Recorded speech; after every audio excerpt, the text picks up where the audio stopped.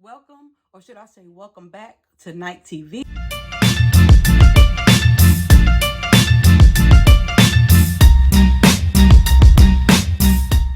I'm here with another episode of Death on a Dirt Road, as promised, the series where I take you all in depth to my time working in the South Carolina prison system. Today's episode is going to be crazy. So grab you some coffee, snacks, a drink, whatever you need to do, because I promise you this one is going to throw you for a loop. If you see me looking away or looking off into the distance, that's because that's where my notes are, and I'm referencing them to just remain as accurate as possible. But without further ado, let's get into it.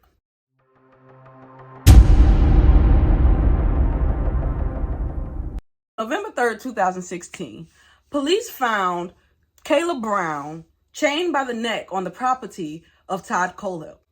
This wasn't his main house. This was some property that he had acquired during his time as a real estate agent.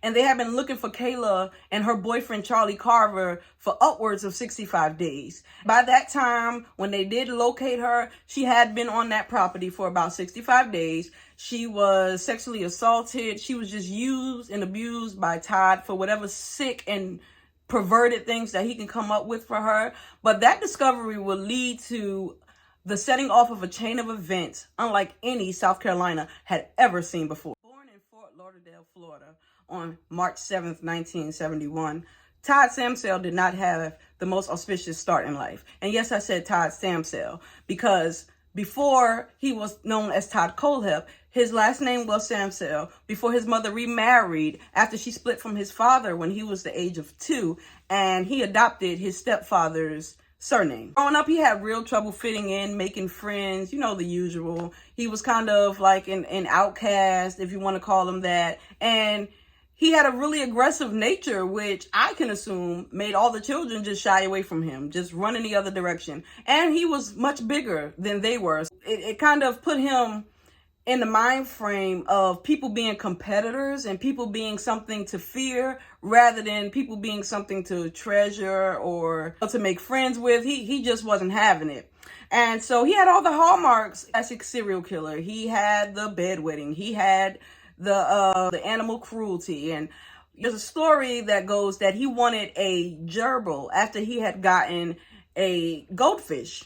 And his mother told him, no, you already have a pet. So Todd took it upon himself to pour Clorox bleach into the fish tank to get rid of it. And after she had punished him and everything, she asked him, why did you do that? And his only response was, I didn't want it anymore. If that's not sick, I don't know what is, but still, his mother had taken him to task and she was still already, trying to be patient with him, trying to figure out what it is that made her son do something so heinous, so just unheard of. But still, they trudged on. And he and his family, they relocated to South Carolina, and his mother divorced yet again the stepfather that he had come to know, the same guy whose last name he had taken.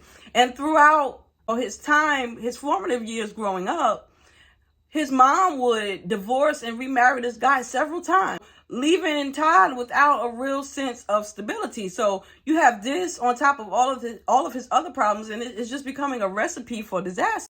Todd began causing so much trouble in South Carolina that his mother, she just didn't know what to do anymore. So he finally admitted to her that he wanted to go and live with his biological father. Now, I'll remind you that he really had no clue who this man was. And likewise, his father had been out of his life for many years by this time. I think he was about 14, 15 at the time of this occurring. And, his mom said no. So she bought him some new furniture, trying to get him to change his mind. Felt like if she redid his room a little bit, then maybe he'd change his mind. No, that's not what baby boy did. He took a claw hammer and he destroyed every piece of the furniture. And he told his mom, I'll kill you. He was a big boy, so she says she wasn't taking any chances. She just let him go and live with his dad. If his family thought that relocating him out west was going to bring about a change in him, they were sorely mistaken, because in November of 1986, Todd turned to violent crime. So at just 15 years old, he kidnapped his 14-year-old neighbor and brought her back to his dad's house. He wanted her apparently to be his girlfriend. She had refused, and he was not about to take no for an answer. So he takes this little girl back to his dad's house. He does unimaginable things to her.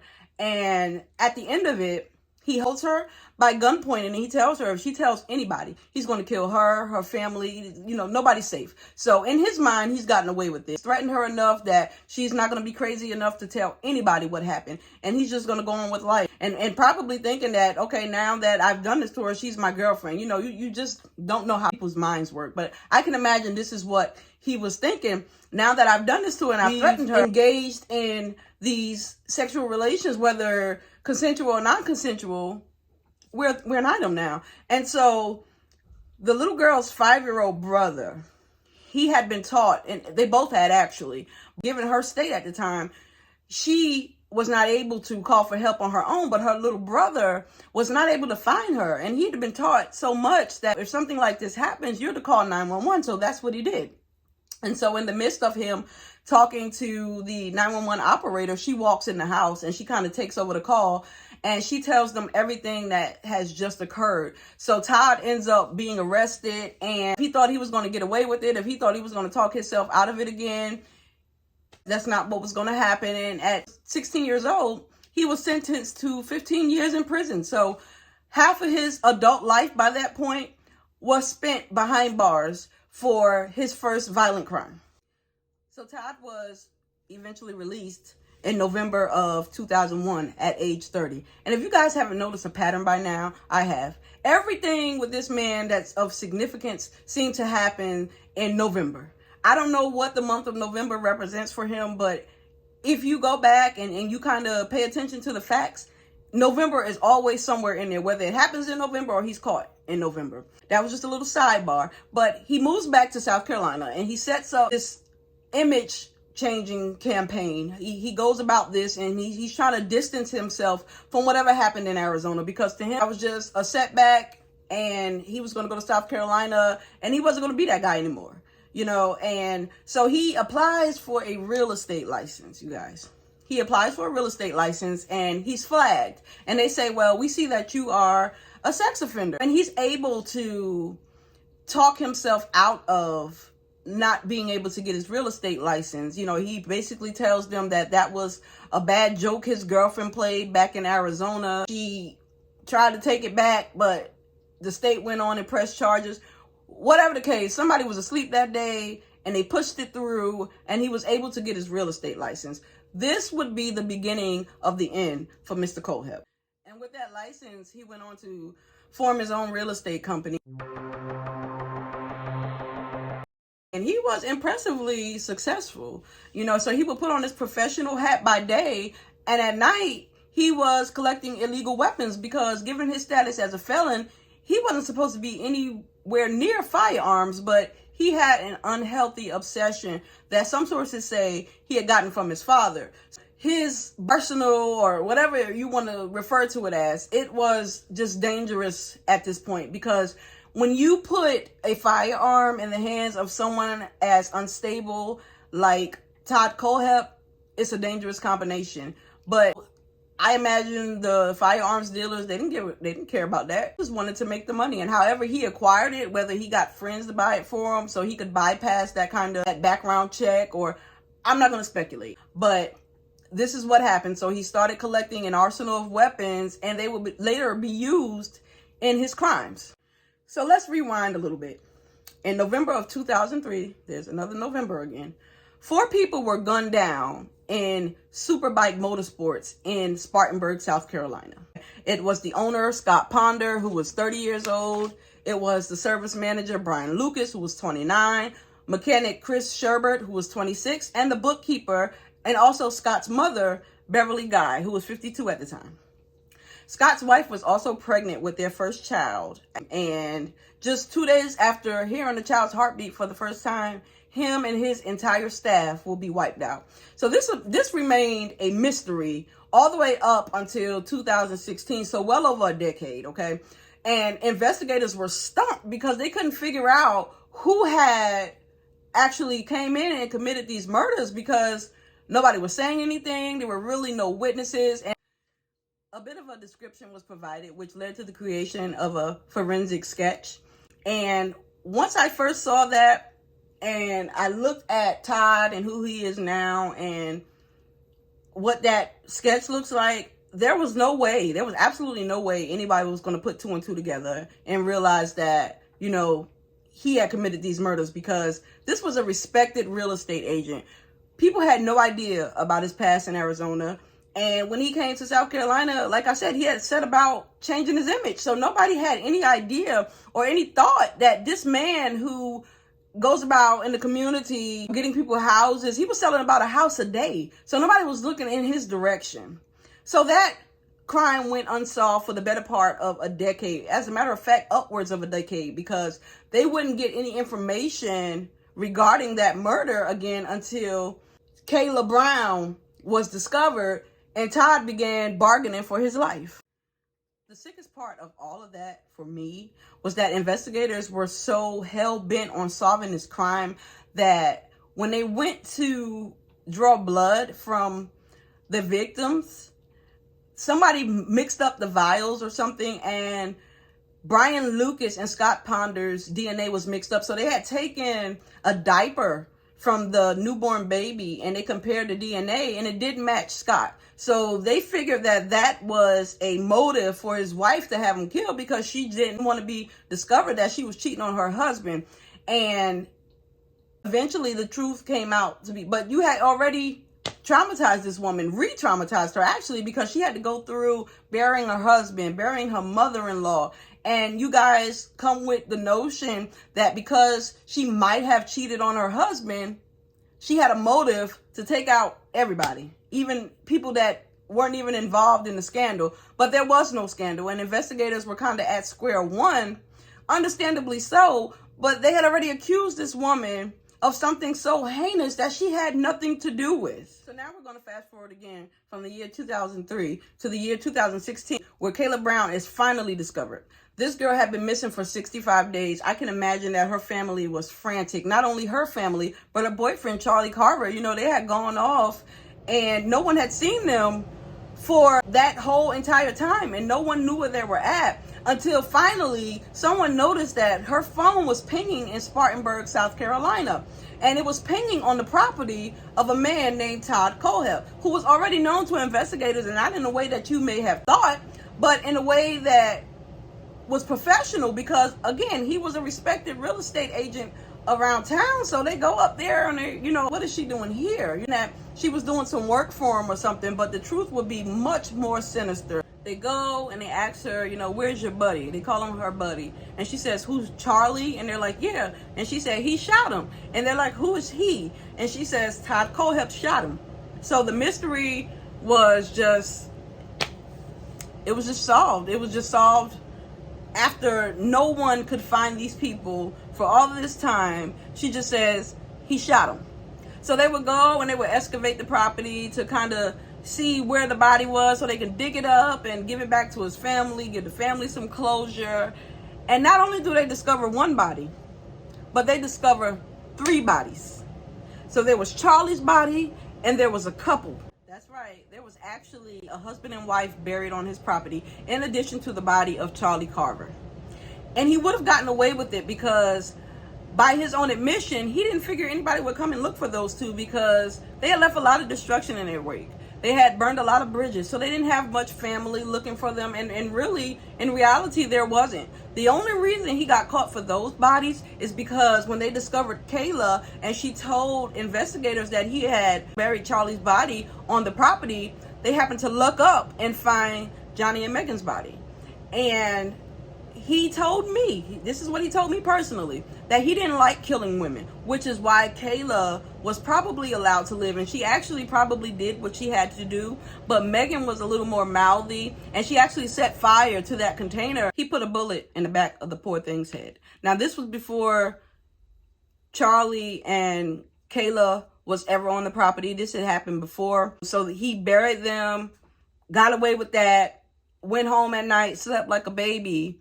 But once he put Kayla in that container, that would be the beginning of the end for him, because investigators never stopped looking. Her family would not stop looking. Charlie's family would not stop looking. It was not the same case as Johnny and Megan. People were actually out there searching for them. And once they found her, Todd used the Superbike Motorsports murders as a bargaining chip, because he was actually going to get the death penalty.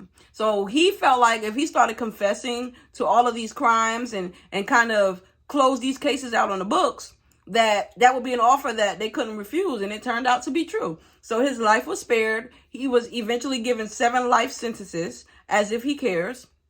And he was sent to prison. Now, fast forward to Todd Kohlhepp being on my caseload. So I got to Broad River Correctional Institution in January of 2021. I had already gone with the preconceived notion that, I would see this man walking around, because he was actually assigned there when I was transferred from the women's institution. So my biggest thing was, okay, I'll see him walking the grounds. But little did I know that he would be assigned to the character unit on the building that I was assigned to work to.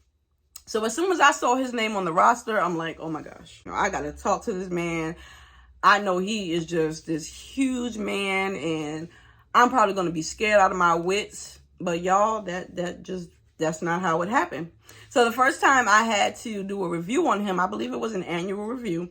And, we went, and I called him into my office, and I expected this big hulk of a man, and he was actually really, really meek. He had a nice size to him, a hefty weight, but he wasn't as tall as I thought he would be, and he wasn't as boisterous as I thought he would be. So I told him to come in, and he had a seat, and my heart's pumping, but I can't show fear, because if anything you learn early on, you never show fear in the prison system. Regardless of how you feel, you better learn how to be an Oscar-winning actor when you get in front of an inmate, especially someone with an ego as inflated as Todd Kohlhepp's.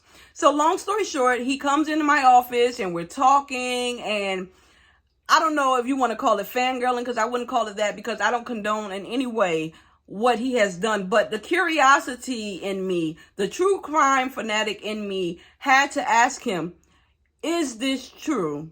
And when I say this man enjoyed talking about himself, that's an understatement.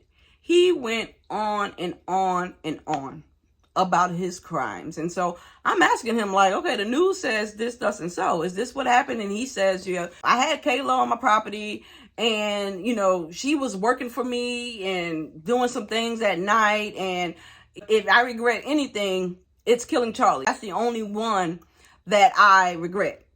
So I'm sitting there like, but I'm listening to this man, and this is narcissism. This is his just psychopathy playing out in front of me, and he's just talking and talking and talking as if he's explaining to me something just as normal and ordinary as you would learn in school. And he says to me, I don't kill women and children. He said, I went in the Superbike Motorsports, and I was intending to kill the guys because they were ragging on me. I wanted to return my motorcycle, and they started saying some things that I didn't like, and I just don't like bullies. But the mother, or Beverly Guy, as I mentioned before, she got in my path, and, I just took her out. And I'm sitting up there, I'm listening to him, and I'm hearing him tell his story, and I don't know what to believe, because these types of guys, like I said before, in the first story, they like to sensationalize things, so you really don't know what to believe.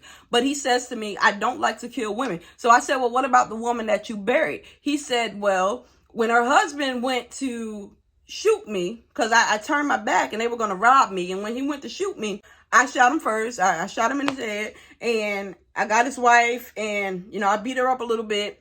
And I told her, okay, I'm going to keep you here, but you got to cooperate. And he actually said that he offered her some money. He was going to take her to Tennessee, and she was to disappear, never to come back to South Carolina again. And he would let her live. Apparently, that was not going to work for Megan. So however, they ended up back in Woodruff on his property. He had put her in the container, the same container that he had Kayla in, and she started a fire, and it went from there. But the point of the matter is, this man is not shy to talk about his crimes. He has no remorse. And, you know, you see that a lot on TV, and you can't believe everything that you see on TV. But I mean, when I say that he checks all the boxes, he checks all the boxes. This man is as crazy as they come, and crazy people don't know that they're crazy. So he really believes that this is something to be admired. You know, this is something that you should admire him for. And there's a video clip of him joking with investigators and telling them, I cleared that building out in under 30 seconds. You guys would have been proud. Who says that? In an interrogation room, he tells them that he cleared out the Superbike Motorsports in under 30 seconds, and that was something to be proud of. And when he relayed that story to me, he told me the same thing. You know, it was really impressive. I was impressed with myself. You know, I went in there, I did it, and I left. Nobody knew. And the only reason they knew was because I eventually used it as a bargaining chip to get myself off of death row. I mean, it is the sickest and most crazy thing. But still, I trudged on. And I would always wonder why, you know, other inmates would not leave my office. They would always just walk back and forth whenever he was in my office, because I hadn't had him in there once. It was more than once. And I noticed a pattern. You know, the unit manager and other inmates, they would kind of walk back and forth. And I noticed this, and I asked one day, and she said, they're not playing with him. They don't trust him in here with you. And these guys have committed some crazy crimes, but they knew enough to know that as much of a false sense of security that I had, they knew this guy for real. And they were not going to let me be in there unprotected, point blank, period. And this was the character unit. You know, these guys, they have done awful things, child molestation. There are other killers. I mean, just a lot. And a lot of them have life sentences. And they were protecting me because they felt like, regardless of what we have done, we're not like him.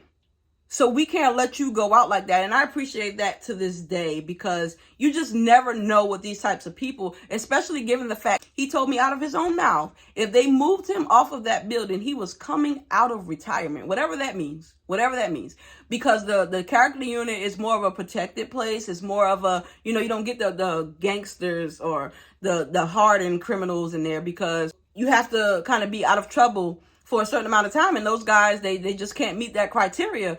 But he felt safe over there. But he said that if, you know, prison officials ever moved him from that building, he was coming out of retirement. So, I mean, this is the kind of thing that I was dealing with. And not just me, because I've left that environment. But you have to think about the people that are still there. So if you are around anybody that works in a prison, if you do work in a prison, big ups to you. You know, people don't know the trauma that those types of people face every single day. They walk into those gates, they're locked behind those gates with the inmates. It's almost like they're doing time too. And you know, the spirits and the things that they encounter that the average person would not set about their day thinking, okay, I'm going to run into a serial killer. I saw a statistic that on average, we walk past about 16 serial killers in our lifetime.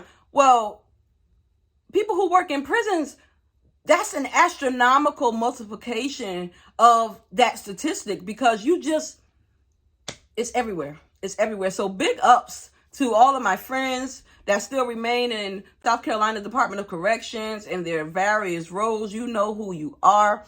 It's things like that that make you grateful for where you came from, but also grateful that you're not there anymore. I mean, because this guy was sick enough to the point where he was leaving Amazon reviews on products that he purchased to kill and bury people with. Just things that he would use to murder people. He would go back on Amazon and tell them how the product worked for him. I mean, this is the kind of thing that I and other people were dealing with every single day. And I just thank God every day that I'm out of that environment.